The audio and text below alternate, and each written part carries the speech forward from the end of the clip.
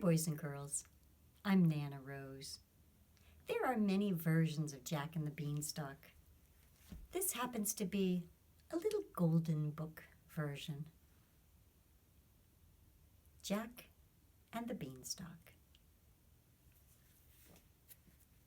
I can't open the book. What do you see in that picture? There's a goose sitting on a pile of eggs, and the eggs are all golden. Actually, it might be a hen in this story. Sometimes it's a goose, sometimes it's a hen. We'll see when we read it. Jack and the Beanstalk, retold by Stella Williams Nathan and illustrated by Dora Leader.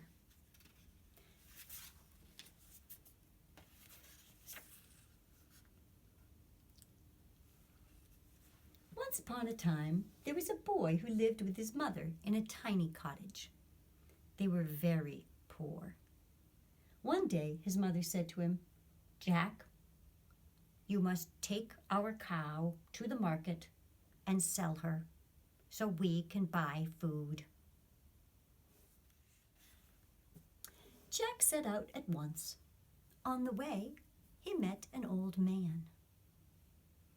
That's a fine-looking cow," said the old man. "If you'll give her to me, I'll give you some magic beans." Jack stared at the red and yellow beans. How exciting! He took the beans, said goodbye to his cow, and hurried back home. Jack's mother was very angry when she saw what he had done. "Silly boy," she exclaimed. "Now we shall starve." And she threw the beans out the window. When Jack awoke the next morning, his bedroom was dark. He ran to the window and saw a tremendously tall beanstalk outside. It seemed to reach up to the sky. "They were magic beans!" Jack shouted. He jumped out the window and quickly climbed the beanstalk.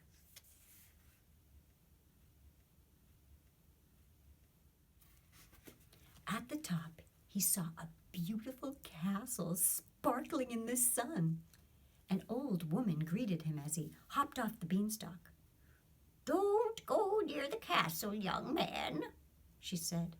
"A wicked giant lives there. Long ago he stole your father's fortune and left him a poor man." "Then certainly I must get it back," Jack exclaimed, and he strode right up to the castle door.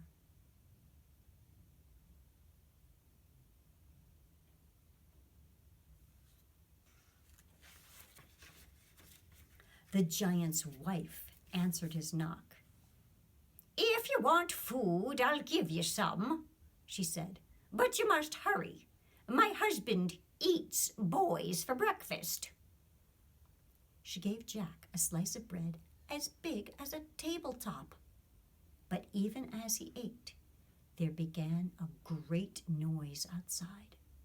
Jack leaped into the skillet to hide, just as the giant entered, bellowing, "Fee, fi, fo, fum, I smell the blood of an Englishman. Be he alive or be he dead, I'll grind his bones to make my bread."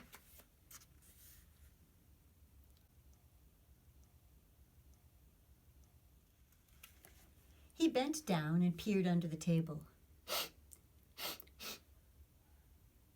"I smell boy." "Nonsense," said his wife. "Eat your breakfast." Grumbling, the giant sat down to 10 roasted oxen and 4 barrels of milk, Then he shouted, "Wife, bring me my magic hen." His wife hurried to obey.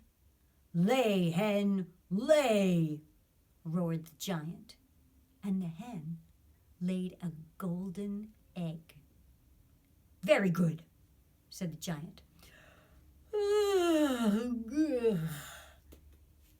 And with a mighty yawn, soon he was sound asleep. At the first snore, Jack popped out of the skillet, snatched up the hen, and ran off. When he had climbed back down the beanstalk, his mother gasped with wonder. "Jack," she exclaimed, "it's your father's magic hen." The next day, Jack climbed the beanstalk again.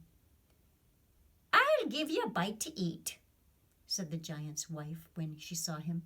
"But hurry, the giant is in a terrible temper because he has lost his magic hen." Jack was eating a tart as big as a fish pond when the castle began to shake. He leaped into a butter churn just as the giant entered, bellowing, "Fee, fi, fo, fum, I smell the blood of an Englishman. Be he alive or be he dead, I'll grind his bones to make my bread."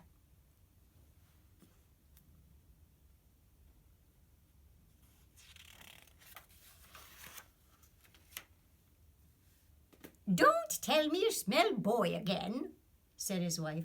"Sit down and eat your breakfast." Muttering to himself, the giant gobbled 12 roasted pigs and 6 dozen eggs. Then he shouted, "Wife, bring me my harp." Quickly, his wife did as she was told. "Play, harp, play," commanded the giant. And the harp played such beautiful music that it soon lulled the giant to sleep. At once, Jack jumped out of the butter churn, seized the harp, and away he ran. When he reached the bottom of the beanstalk, his mother was waiting. "Oh, Jack," she said happily, "you have found your father's golden harp." When Jack climbed the beanstalk the next morning, the giant's wife was waiting for him. "I'll give you a snack if you wish, but you are in great danger. The giant has lost his harp yesterday, and he's in a terrible rage."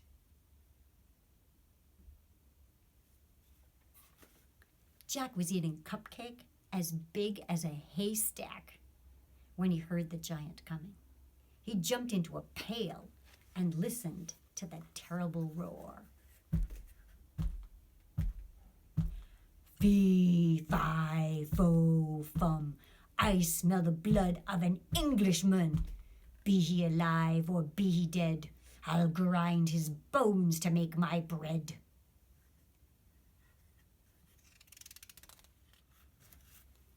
"Oh, sit down and eat your breakfast," said the giant's wife. "Then you'll feel better." Mumbling angrily,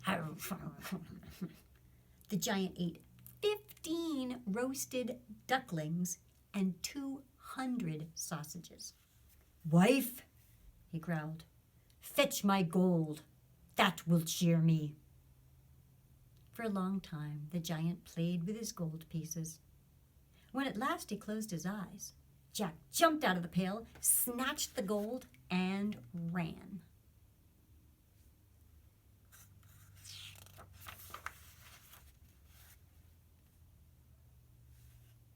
But the giant had only been pretending to be asleep.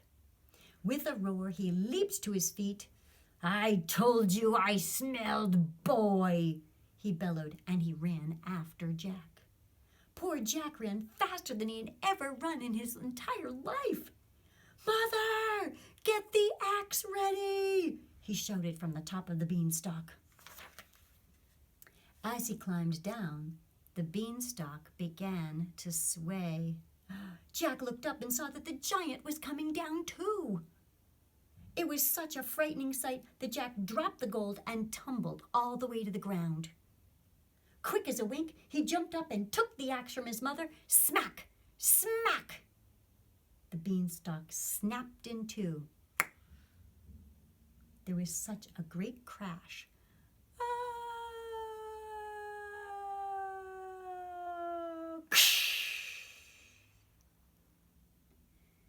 And the giant lay before them, dead. Jack's mother gave him a hug and told him he was indeed a brave boy. "You have brought back your father's hen, his harp, and his gold," she said. "We shall certainly live happily ever after." For who could be sad?